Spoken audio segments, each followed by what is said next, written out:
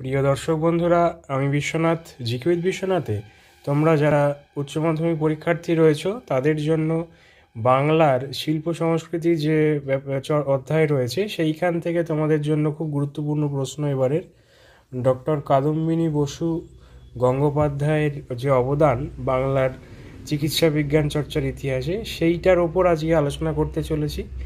যারা এই চ্যানেলে নতুন রয়েছো বা এসছো আজকে, তারা অবশ্যই আগের ভিডিওগুলো দেখতে ভুলো না। তোমাদের সমস্ত গল্প কবিতাগুলো কিন্তু চ্যাপ্টার ওয়াইজ আলোচনা এবং তার সঙ্গে কীভাবে অন্য ধরনের উত্তর লেখা যায় সেগুলো নিয়েও কিন্তু ইতিপূর্বে আলোচনা করা হয়েছে। তোমরা প্লেলিস্টে গিয়ে দেখে নিতে পারো এবং তোমাদের যদি অন্য কোনো চাহিদা থেকে থাকে যে এটা যদি দেওয়া যায় তাহলে ভালো হয়, তোমাদের প্রস্তুতিটা আরও ভালো হয়, সেই জন্য অবশ্যই তোমরা কমেন্ট করতে পারো ভিডিওর শেষে, এবং কোনো কিছু জানার থাকলে বা কোনো কিছু যদি ভুল ত্রুটি হয়ে থাকে সেটাও তোমরা অবশ্যই জানাবে। তো যাই হোক, আজকে আলোচনা করছি কাদম্বিনী বসুর অবদান বাংলা চিকিৎসা বিজ্ঞান চর্চার ইতিহাসে। কিভাবে উত্তরটা লেখা শুরু করা যেতে পারে, এইভাবে একটা তোমরা শুরু করতে পারো। সাধারণত যেভাবে চলতি যে বাজার চলতি সহায়িকা বইতে যে গদবাঁধা উত্তর লেখা থাকে তার বাইরে বেরিয়ে দেখো কিভাবে আমি তোমাদের জন্য একটু অন্য রকমের উত্তর প্রস্তুত করেছি, এবং সেটা তোমরা যদি এই প্যাটার্নটাকে ফলো করো, আমি বলছি না যে এটাই সেরা উত্তর, এরকম প্যাটার্নে যদি তোমরা নিজেদের মধ্যে থেকে যদি লেখা বের করতে পারো নিজের, তাহলে নাম্বারটা কিন্তু ভালো আসবে বলেই আমার বিশ্বাস। তাহলে দেখো, ভূমিকায় বলা হয়েছে যে পুরুষতান্ত্রিক সমাজের বিরুদ্ধাচরণকে উপেক্ষা করে একজন মহিলা হয়েও বাংলার বিজ্ঞান চর্চার ইতিহাসে কাদম্বিনী বসুর অসামান্য অবদান সত্যিই অনস্বীকার্য। তাহলে এই যে ভূমিকাটা দেওয়া হলো, কেন দেওয়া হলো? পুরুষতান্ত্রিক সমাজ ব্যাপারটা কি? যে সময়ের কথা বলা হচ্ছে সেই সময় কিন্তু অবশ্যই মহিলারা কিন্তু সেইভাবে সমান অধিকার পেতেন না। এখন যতটা মহিলারা অধিকার পান, সেই সময় কিন্তু পুরুষতান্ত্রিক সমাজ ছিল একেবারে, যেখানে মেয়েদের পড়াশোনা করারই কোনো অধিকার ছিল না সেইভাবে। আর সেখানে কোনো একটা মেয়ে হয়ে কেউ ডাক্তারি পড়বে, এটা একটা অসম্ভব ব্যাপার। এবং সেই প্রতিকূল পরিস্থিতিতে কিন্তু পুরুষতান্ত্রিক সমাজের বিরুদ্ধাচরণকে উপেক্ষা করেই এই মহিলা, অর্থাৎ কোন মহিলা? এই কাদম্বিনী বসু, ইনি কিন্তু প্রথম মহিলা হিসেবে কিন্তু ডাক্তার হওয়ার স্বপ্ন দেখেছিলেন। তার জন্য অজস্র প্রতিকূলতাকে তাকে জয় করতে হয়েছিল, এবং সেই তার জীবন নিয়ে আজকে আলোচনা হচ্ছে। তাই তার যে অবদান সেটা জানতে গেলে কিন্তু এই যে ভূমিকা, এইরকম ধরনের একটা ভূমিকা কিন্তু অবশ্যই দেওয়া প্রয়োজন। তারপর দেখো, জন্ম ও শিক্ষা বলে পয়েন্ট করা হয়েছে। তার জন্ম ভাগলপুরে, পিতার নাম ব্রজকিশোর বসু।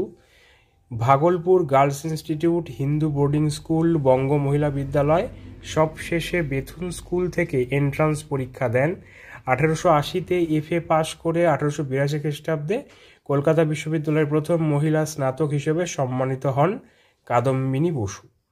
তাহলে দেখো, প্রথম মহিলা স্নাতক, এর আগে কিন্তু কোনো মহিলাই কিন্তু এই যোগ্যতা অর্জন করতে পারেননি। তারপর দেখা যাচ্ছে নিজের শিক্ষক তথা স্বামী দ্বারকানাথ গাঙ্গুলির প্রেরণায় কাদম্বিনী দেবী ভর্তি হন কলকাতা মেডিকেল কলেজে, অর্থাৎ ডাক্তার হওয়ার জন্য যেই লক্ষ্য তার ছিল, সেই লক্ষ্যে তিনি কিন্তু মেডিকেল কলেজে ভর্তি হয়েছিলেন। এবার তারপরে আসছে তার পরের পয়েন্ট, কৃতিত্ব। সেই যুগে নারী শিক্ষার ক্ষেত্রে প্রবল প্রতিকূলতার মধ্যে কাদম্বিনী বসুর এই সাধনা বৈপ্লবিক।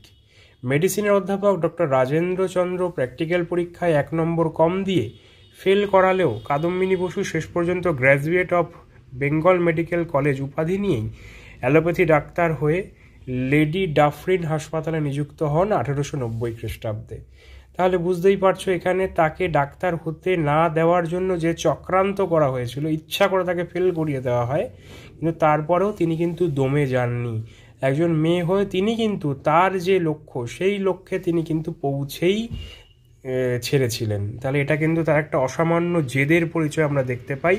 এবং আমরা যদি নিজেদের লক্ষ্য যদি এইরকমভাবে যদি চেষ্টা করি, লক্ষ্যে অবিচল থাকি, তাহলে আমরা অবশ্যই সেই লক্ষ্যে পৌঁছতে পারবো।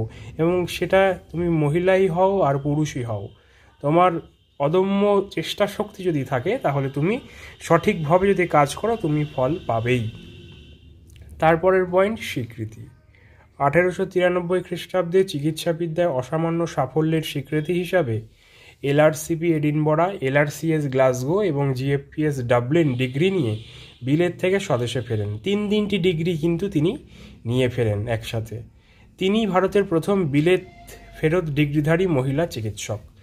এটাও কিন্তু কোনো মহিলার ক্ষেত্রে প্রথম। তাহলে দেখো ওনার কৃতিত্ব কতটা। তারপরে রয়েছে তার সমাজসেবামূলক পয়েন্ট, তাই জন্য পয়েন্ট দেওয়া হয়েছে সমাজসেবা। 1895 খ্রিস্টাব্দে নেপালের রাজমাতার চিকিৎসার জন্য তিনি নেপালে যান ও সেখানে আধুনিক চিকিৎসা শাস্ত্রের সূত্রপাত ঘটান। অর্থাৎ নেপালের মতন জায়গায় তিনি যান এবং রাজমাতার চিকিৎসা করতে গিয়ে তিনি কিন্তু সেইখানে যে আধুনিক চিকিৎসা শাস্ত্রের শিক্ষায় তিনি নিজে শিক্ষিত হয়েছেন এবং তার প্রচারটাও কিন্তু তিনি করে আসেন। এছাড়াও প্যারা চেঞ্জ করে লিখবে, সরকারি অনুসন্ধান কমিটির সদস্য হিসেবে তিনি মহিলা শ্রমিকদের দুর্দশা দূর করার জন্য বিহার ও উড়িষ্যায় যান 1921 খ্রিস্টাব্দে। এবার আমরা চলে আসছি উপসংহার, অর্থাৎ যতটা আমরা দেখলাম এর উপর বেস করে একটা উপসংহার অবশ্যই দেওয়া উচিত, যেখানে আমাদের যে সাম আপ আমরা করবো, যতটা আমরা বলার চেষ্টা করলাম সেটাকে ছোট করে একটা পরিসরে আবার তুলে ধরার চেষ্টা করবো। মানে স্যার বা ম্যাডাম যিনি খাতা দেখছেন তাকে মনে করিয়ে দেওয়া ব্যাপারটা। তাহলে কি হয়, তাহলে এই যে নাম্বারের যে স্কোরটা তোমরা পেতে চলেছো সেটা কিন্তু ভালো হয়। যেমন হবে, একটা সাধারণ উদাহরণ দেই, তুমি যখন বাড়িতে আমরা যখন খেতে বসি, মা যখন খেতে দেয় আমরা শেষে বলি যে মা উঠবো, তো সেই রকমভাবে এই উপসংহারটা কিন্তু সেই রকম যে আমি উত্তরটা শেষ করছি। হঠাৎ করে তুমি দুম করে শেষ করে দাও তাহলে কিন্তু সেটা একটা ভালো ফিনিশিং হয় না। তো সেই জন্য এই উপসংহার, সমকালীন রক্ষণশীল পুরুষতান্ত্রিক সমাজের প্রতিবন্ধকতাকে উপেক্ষা করে কাদম্বিনী বসু নিজের কর্মশৈলীর মাধ্যমে মেয়েদের সামনে এক নতুন দিগন্তের ভিত্তিপ্রস্তর স্থাপন করেছিলেন, এ কথা বলাই বাহুল্য।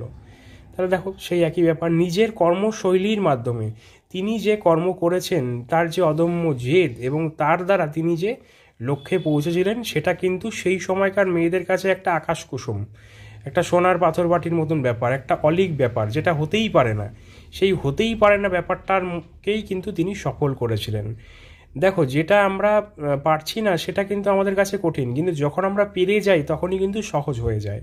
তাই বলে আমাদের লক্ষ্যটাকে স্থির করে আমাদের কিন্তু এগোতে হবে। তুমি যদি ভয় পাও তাহলে কোনোদিনই তো হবে না। কাদম্বিনী বসু যদি প্রথম এটা না করতেন, চেষ্টা না করতেন, তাহলে হয়তো আজও কোনো মেয়ে ডাক্তার হতে পারতো না। তাই কাউকে না কাউকে তো এগিয়ে আসতেই হবে। তাই কাদম্বিনী বসু কিন্তু সেই প্রথম মহিলা যে কিন্তু এই বেড়াজাল ভেঙে নিজের লক্ষ্যটাকে পূরণ করেছিলেন। তাই সেই জন্য বাংলা চিকিৎসা বিজ্ঞানের ইতিহাসে কাদম্বিনী বসু গাঙ্গুলির অবদান অনস্বীকার্য। কাদম্বিনী বসু গাঙ্গুলি কেন বলা হয়? কাদম্বিনী বসু তার বিয়ের আগের টাইটেল ছিল বসু, দ্বারকানাথ গাঙ্গুলির সঙ্গে তার বিয়ে হওয়ার পর কাদম্বিনী বসু গাঙ্গুলি তার নাম হয়েছিল। এটাই হচ্ছে ব্যাপার। কোথাও যদি কারো অসুবিধা থেকে থাকে অবশ্যই কমেন্ট বক্সে কমেন্ট করতে ভুলো না। আর ভিডিও কেমন লাগলো জিকে উইথ বিশ্বনাথ চ্যানেলটিকে সঙ্গে রাখো এবং পড়াশোনার মধ্যে থাকো। আজ আসি, পরের ভিডিও আবার দেখা হচ্ছে। ধন্যবাদ।